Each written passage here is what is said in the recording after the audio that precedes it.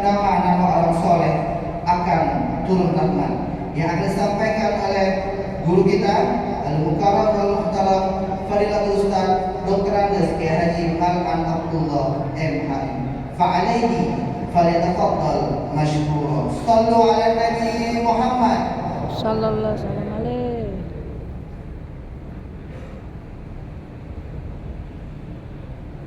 Gelap ya di situ. Ditutup oleh budak TV TV Masjid Agung. Waalaikumsalam warahmatullahi wabarakatuh. Bismillahirrahmanirrahim. Alhamdulillahirabbil alamin. Sini, Bay. Allahumma shalli wa sallim wa barik Tutup budak itu. wa ala alihi wa sahbihi ajma'in. Amma ba'd. Bapak-bapak, Hei, ibu-ibu hei, yang Allah muliakan, iya. atas nama Duduk sini kan. Yayasan Sudah dibagi loh. Palang Sudah Bali. dibagi.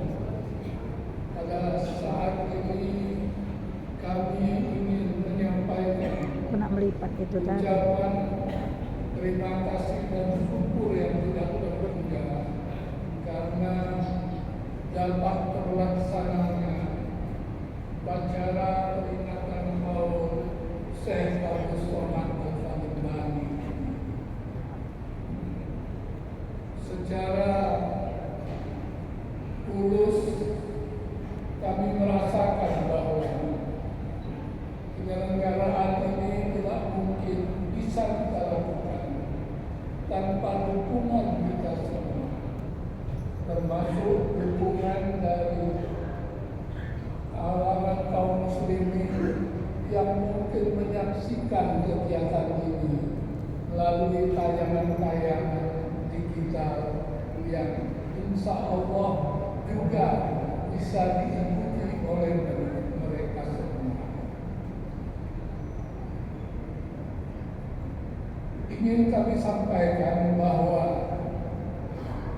kira-kira 20 tahun yang lalu tidak terbayangkan kita bisa menyelenggarakan kegiatan AUL yang ternyata kegiatan ini bisa juga diminati oleh kalangan kaum muslimin di negara-negara Melayu Nusantara.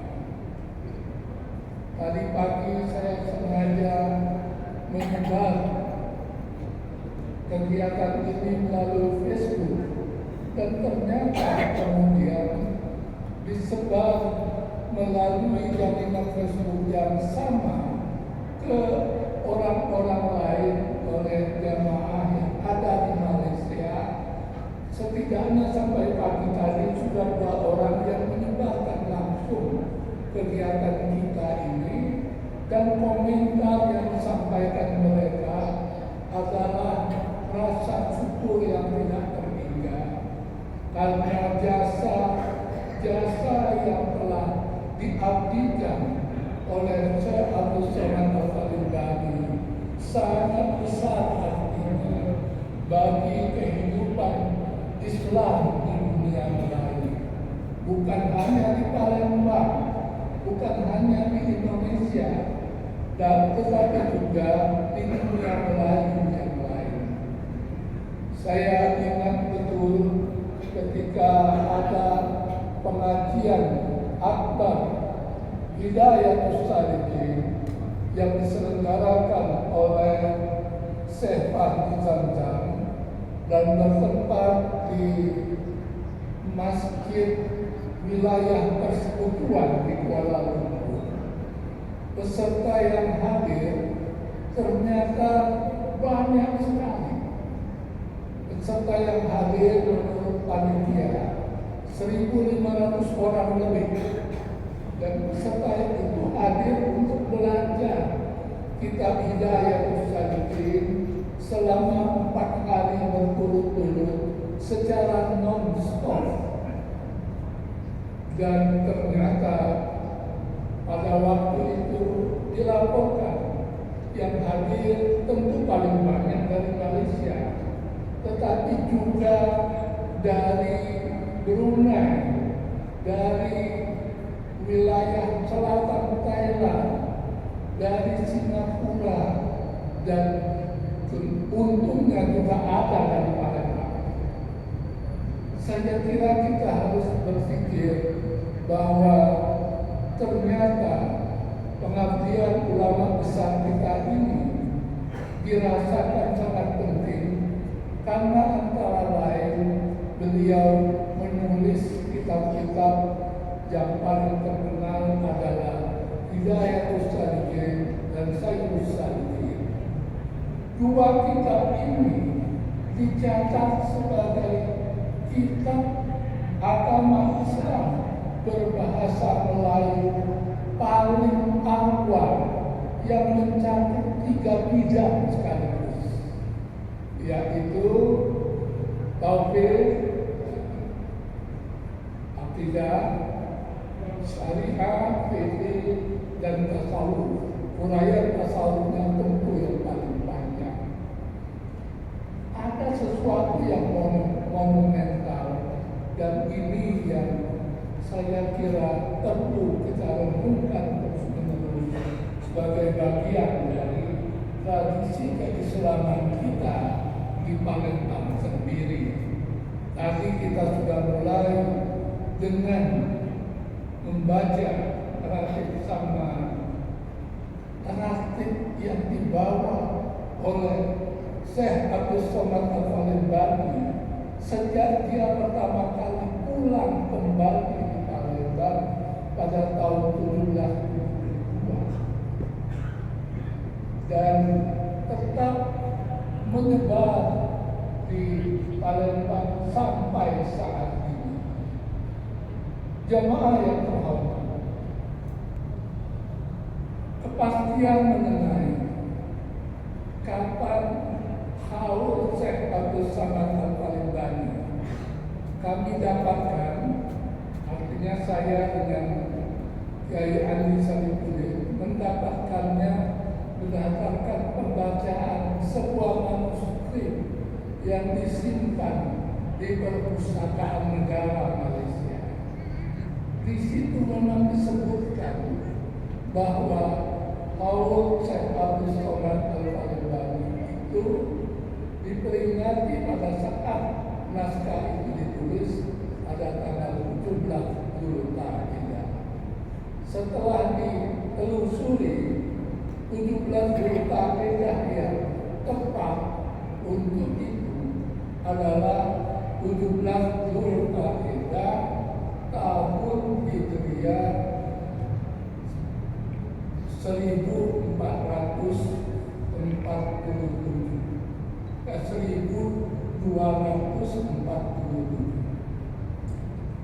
Karena itulah kalau haulnya dimulai setahun kemudian, berarti haul Syekh Abdul Somad Al-Palembani sekarang ini adalah haulnya yang 198.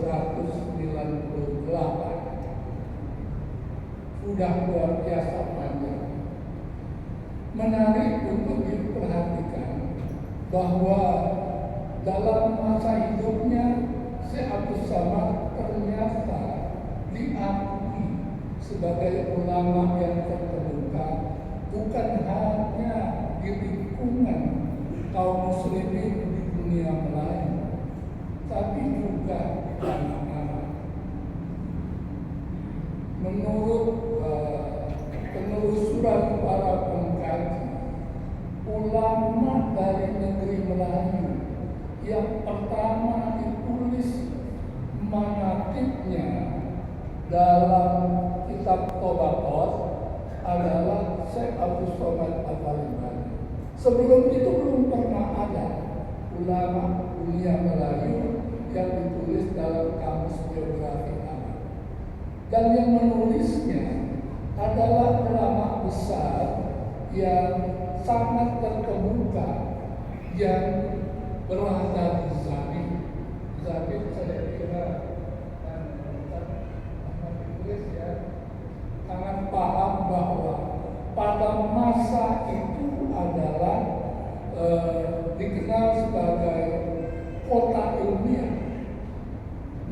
Sinatul Ilmi wal Ulama. Ulama-ulama besar di Yaman itu berada di Zabir, dan dia menuliskan di antara guru mereka itu satu-satunya ulama dunia Melayu adalah Syekh Abdul Somad Al-Khalibani. Mengapa? Karena Syekh Abdul Somad Al-Khalibani itu sengaja diundang ke Zabir untuk bisa menjelaskan mengenai kitab Ihya Ulumuddin, khususnya tafsiran-tafsirannya yang muskil. Dan ini sekaligus memang menurut para pengkaji ilmiah bahwa Syekh Abdul Somad Al-Khalibani itu adalah penafsir yang sangat penting untuk kitab Ihya Ulumuddin Al-Ghazali, khususnya pada sisi falsafahnya. Nah, ketika mengajar di Zabir itu, seluruh ulama dan bukan ulama belajar kepada Syekh Abdul Somad Al-Khalibani. Padahal waktu itu adalah tempat yang paling terkemuka di Yaman untuk belajar agama. Ini sebuah pertanda bahwa semasa hidupnya beliau sangat terkemuka. Tetapi memang tidak mudah untuk mengetahui sebetulnya masa hayatnya seperti apa. Misalnya, kalau Anda kita baca di dalam apa yang dimuat di internet misalnya, ya, jaringan-jaringan media sosial, kita akan temukan kelahiran Syekh Abdul Somad itu macam-macam. Ada yang menyebutnya dia lahir pada tahun 1704, ada yang menyebutnya dia lahir 1714, ada yang menyebutnya dia lahir 1719. Tetapi semuanya itu ternyata keliru. Sulitnya yang keliru ini berkembang lebih awal dari pembetulannya. Pembetulannya itu bisa dilakukan setelah kita mempelajari sebuah manaqib Syekh Abdul Somad Al-Khalibani yang terdapat di Palembang, Faidul Islami, yang dimiliki oleh Kiai Ali Sadiquddin. Di situ sangat jelas bahwa Syekh Abdul Somad Al-Khalibani dilahirkan pada tahun 1150 Hijriah. Karena itu, ketika dia meninggal pada tahun 1240 Hijriah, umurnya berarti adalah 97 tahun. 97 tahun menurut perhitungan kalender Hijriah. Kalau kalender Masehi adalah 95 tahun. Sebuah umur yang panjang. Karena itu, buku-buku Arab selalu menyebutnya sebagai Mu'ammar. Mu'ammar itu bukan bernama Qori. Mu'ammar itu artinya orang yang berumur panjang. Nah, dalam masa umurnya yang panjang ini menarik, karena di dalam Faidul Islami itu disebutkan bahwa beliau ini antara lain disebutkan sudah bisa hafal Al-Quran pada usia muda, pada usia sekitar 9 tahun. Dia bisa berangkat belajar ke Mekah pada umur baliknya yang awal, jadi sekitar 13 tahun. Dan itu karena dia sudah dibekali dari pendidikannya di Palembang dengan kemampuan menghafal Al-Quran dan mempelajari ilmu-ilmu pendukungnya sehingga dia bisa belajar ke Arab dengan segera dan pelajarannya belok maknya. Arab zaman dulu kan tidak mudah. Dia pada waktu itu sudah dikawinkan oleh ayahnya, tetapi Jakarta Berino yang tahan berangkat ke Arab zaman itu karena masih ke Arab itu menggunakan kapal layar, bukan kapal api, bukan pada zaman itu. Dan menggunakan kapal layar itu sulit, tetapi Syekh Abdus Samad melakukan itu dan istrinya ditinggal di Palembang. Dan ternyata di dalam biografinya, manakibnya itu disebutkan bahwa dia menyaksikan Lailatul Qadar. Cuman tidak diceritakannya apa yang dilihatnya. Dia hanya mengatakan bahwa Lailatul Qadar itu pada saat itu dia bisa menyaksikan peristiwa-peristiwa, kejadian-kejadian yang penuh keajaiban. Jadi itu terjadi pada saat Rasulullah SAW. Dia belajar di Arab, awalnya mengutamakan syariat selama 20 tahun. Setelah itu baru kemudian dia terpanggil untuk belajar tasawuf. Kitab tasawuf yang dicatat pertama kali dibacanya itu adalah Madarijus Salikin, Minhajul Abidin, dan Hidayatus Salikin. Dan dia untungnya akhirnya bisa belajar dengan Syekh Muhammad Samman yang ratibnya itu baca tadi. Ratib Samman itu menurut Mas Irfan itu terkait dengan Thariqah Samman yang sangat ditakuti oleh pemerintah. Iwan. Jadi Belanda dulu itu sangat Baru sampai. Baru nyampe. Udah. Oh ya Allah. Tidak menyembah. Dan itu dilakukan oleh Syekh Abdus Samad Al-Bani bukan hanya di sini, tapi juga ternyata sampai ke wilayah Patani, wilayah Kedah, beliau menyebarkan Injil. Saya kira Cik Rosa pernah pergi ke Kampung Tuan di negara bagian Wuhan, Terengganu Selatan. Itu di situ ada masjid lama Kampung Tuan. Masjid itu dicatat dibangun oleh cucu Syekh Abdus Samad, dibangun pada tahun 1834.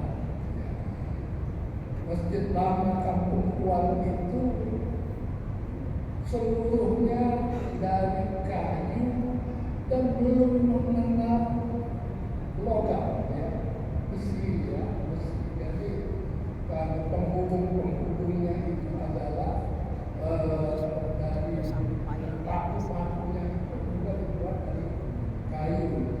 Dan menurut orang di sana itu mimbarnya dibawa dari Palembang, kayunya dari Palembang. Jadi itu menarik.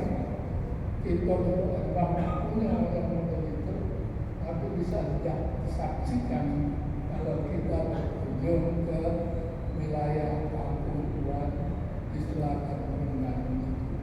Dan orang di sana sangat senang, sangat bergembira kalau ada kunjungan dari Palembang, karena yang membangun masjid itu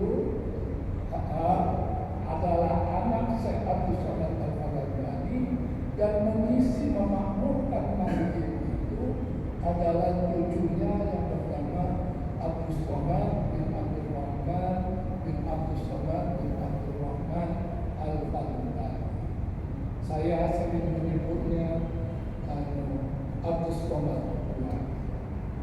Jadi kalau melihat dari sudut ini, kita memang perlu untuk selalu menekankan pentingnya hal Syekh Abdul Somad ini untuk terus kita hidupkan, dan Masjid Agung berusaha untuk melakukan itu bukan hanya melalui pengajian-pengajian jauh sampai itu yang akan membacakan, memberikan ceramah yang tetap Ustaz nanti jalan ya Masjid Allah itu di Masjid Agung mengajarkan kitab Sayyus Sahidi. Jadi saya kira dengan itu semua kita menjadi bagian dari tradisi intelektual ulama Melayu, khususnya Palembang, yang setidaknya sudah dicatat di Indonesia sejak abad ke-8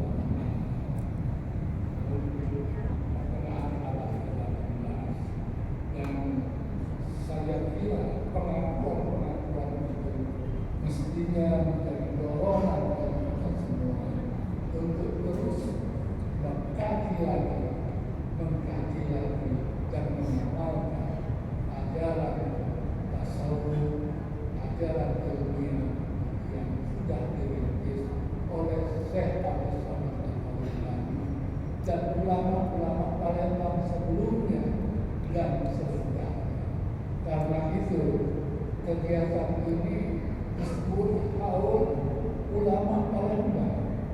Sebetulnya pun seluruh ulama Palembang kita menyelenggarakan haul ini, tetapi dipilih momentumnya 17 Zulkaidah karena di antara ulama Palembang yang ada itu yang paling dikenal di dunia internasional adalah Syekh Abdul Somad Al-Baghdadi. Mudah-mudahan kita bisa mengambil barokah dari kegiatan pada malam ini. Mudah-mudahan Allah memberikan ampunannya kepada kita semua. Wa'alafu minkum Allahu muwaffiq ila aqwamit thoriq. Wassalamualaikum warahmatullahi wabarakatuh. Waalaikumsalam warahmatullahi wabarakatuh. Jazakallahu khairan kasiran kepada Al-Mukarram Wal-Muhtaram Fadilatul Ustaz Dr. Andes Kiai Haji Ma'an Abdullah Mahi MHI yang telah memberikan kata sambutan dan juga pembacaan manaqib. Mudah-mudahan kita semua bisa mencontoh semangat Sohibul Haul dalam beribadah, mencari ilmu, serta menjadi orang yang bermanfaat dalam meneruskan perjuangan dakwah Nabi Muhammad Sallallahu Alaihi Wasallam. Amin ya rabbal alamin. Acara selanjutnya ialah tausiah agama yang akan disampaikan oleh guru kita Al-Mukarram Wal Muhtaram Fadilatul Ustaz Haji Abdul Majid Dahlan.